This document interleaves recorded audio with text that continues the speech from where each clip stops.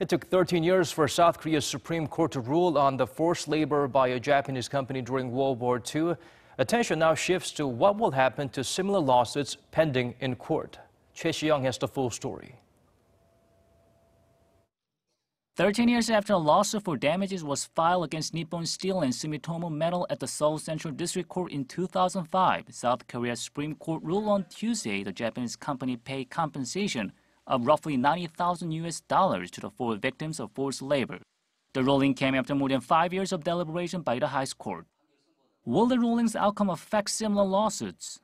According to the Korean Bar Association, out of 14 lawsuits against Japanese company filed by forced laborers, 2 complaints against Mitsubishi Heavy Industries are pending at the top court. The Supreme Court's ruling is the first of its kind on forced labor during Japan's colonial rule. It will have a direct effect on future rulings on similar lawsuits.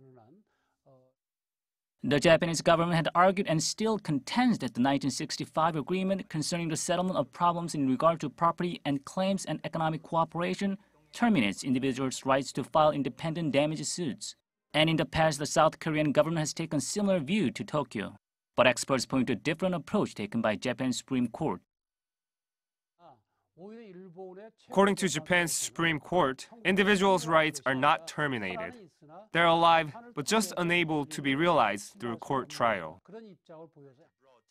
Experts say this means the Japanese government or the company in question should compensate the victims out of respect for humanitarian principles. Neither the Japanese nor South Korean government has heeded much attention to the Japanese Supreme Court's remarks in their discussions over forced labor. Shortly after the ruling, Japanese Foreign Minister Taro Kono said Japan could potentially take the forced labor case to the International Court of Justice, but a tribunal there can convene without the consent of South Korea. Choi Si-young, Arirang News.